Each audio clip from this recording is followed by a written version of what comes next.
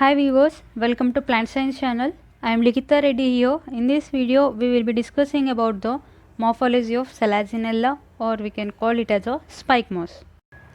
So first and foremost, coming down to the classification, it belongs to the division Tracheophytae, class Lycopsida, order Selaginellaris, and family Selaginellaceae, and genus Selaginella. So here the genus Selaginella, you can see about 700 species which are cosmopolitan in distribution, which means you can see everywhere throughout the world, and it is also known as a spike moss, or else we can call it as a small club moss.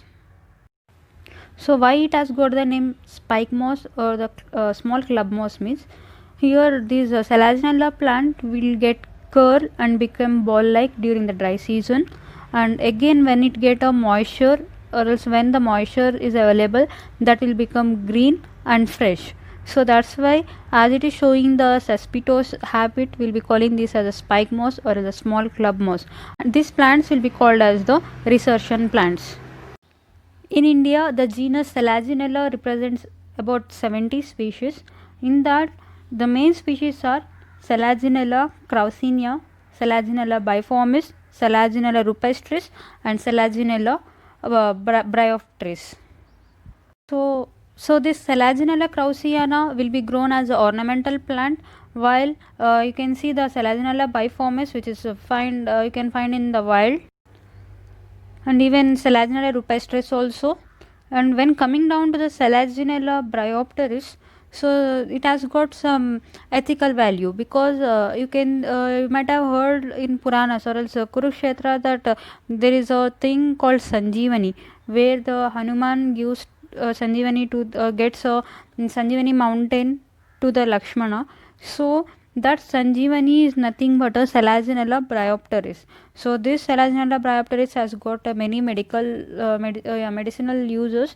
That is nothing but it cures the wounds, and it cures the this irregular menstruation and some of the uterine disorders. So coming down to the habit, you can find the Selaginella species in the damp shaded forest of tropics, and you can see this in the xerophytic conditions also. You can see these are in the epiphytes, so that grows on a tree trunks found in generally they are found in the tropical rainforest, and several species were grown as ornamental. For example, Selaginella kraussiana or Selaginella rupestris, they are grown as an ornamental plants. In some, I have told, in some xerophytic species they will be showing the cespitous habit. That's why they got the name spike moss. So this is about the general introduction of Selaginella, and now let's move on to the morphology of Selaginella sporophyte. Now comes to the morphology of Selaginella. Here the plant body of Selaginella is sporophytic in condition, and the sporophyte is flat and creeping. In some it is of suberect with upright more like branches, and in some you can see the some of the species of Selaginella are climbers, for example Selaginella eleganis. And coming down to the length of the sporophyte, it varies from a few centimeters to 20 meters, and based on the structure of sporophytic plant body, the Selaginella genus has been divided into two subgenera. One is of Homophyllum and another one is of Hydrophyllum. The species of subgenera Homophyllum exhibits the characters like these are the erect and dichotomously branched stem, and the leaves are isophilous. So the isophilous condition of leaves are nothing but here the leaves are same size. And the common example for the Homophyllum subgenus is of Selaginella rupestris.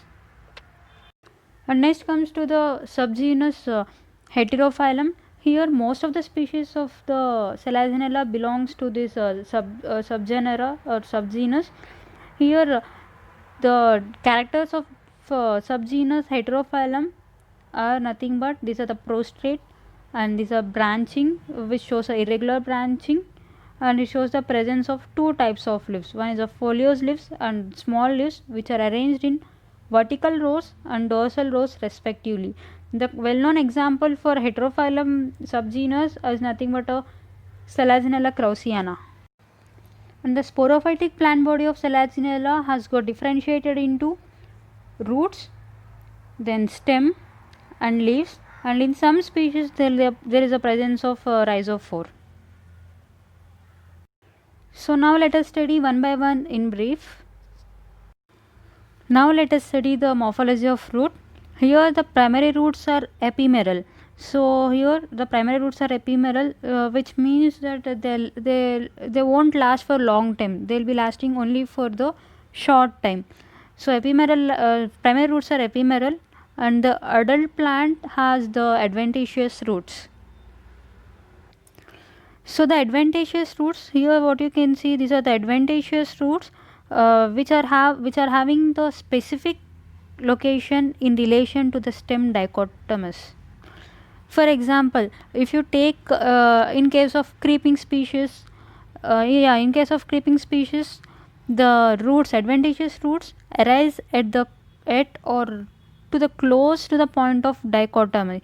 So at the dichotomy, the roots will arise in the creeping species, and in some species, for example, if you consider Selaginella rupestris, so the roots arise at the point of dichotomous. At the point of dichotomous also they will arise, and at other parts of a plant also you can see the emergence of the roots. And in some species like Selaginella spinulosa, they arise at as a particular point where there is a presence of knot-like swelling at the basal portion of the stem. So in the Selaginella spinulosa, there is a swelling at the basal portion of the stem. So at that reason only you can see the emergence of roots. So this is about the morphology of root. And next comes to the rhizophore. So in some species of Selaginella, many long unbranched cylindrical and leaf-like structures which are arises at the lower side of the stem at the point of dichotomy, we will be calling those as a rhizophores. So here you can see the rhizophore, and at the tip of a rhizophore you can see the tuft of adventitious roots. So this is about the rhizophore. It is specialized structure which is found only in some species of Selaginella. And next comes to the morphology of stem. Here in case of subgenus Homophyllum, the stem is erect and dichotomously branched, whereas in the subgenus Heterophyllum, the stem is prostrate and suberect, and they bear the lateral branches. And the stem is surrounded by the leaves or else covered by the leaves, and from the stem or at the dichotomy of the stem you can see the rise of these roots and rhizophores. So next comes to the morphology of leaves. Here the leaves of Selaginella are microphyllous, which means smaller in size, and sessile and simple. So the shape varies from ovate to lanceolate. So here you can see two types of leaves, one is a larger and one is a smaller. So we can call this as a vegetative leaf and this as a sporophyll. So the vegetative leaf on the on the upper surface or at the adaxial surface of both vegetative leaf and sporophyll, you can see a small membranous projection. We will be calling that projection as a ligule. So here clearly you can see the ventral leaves and then the dorsal leaves.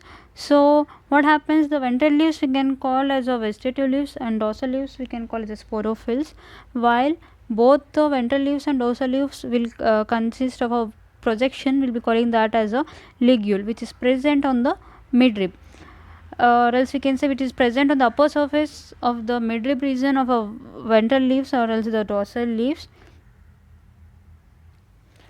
So here the ligule is embedded at the base of the leaf in a pit-like structure. So this is a pit-like structure we can call, or that structure is known as a ligular pit. And above the ligular pit you can see some foot-like structure or a hemispherical foot-like structure. We call that as a glossopodium. And after the glossopodium you can see a projected part of ligule that is of one cell thickened and tongue-like lobed structure that we call as a ligule. And coming down to the function of a ligule, the definite function of the ligule is not yet known, but in some way they are associated in water absorption. Moving further, in subgenus Homophilum, all the leaves were same and arranged in a spiral manner. But in the species which belongs to the subgenus Heterophyllum, those species will be having the two types of leaves. One is of dorsal leaves and ventral leaves. So here the smaller leaves will be calling as a microphylla, which are arranged in the dorsal side, and then the ventral leaves, which are also known as the larger leaves, will be calling this as a megaphylls. So these are the megaphylls and it is a microphyll. So here in this image you can see the two rows of long leaves or else the megaphylls and two rows of short leaves or else microphylls. So microphylls are arranged at the dorsal side while the megaphylls were arranged at the ventral side.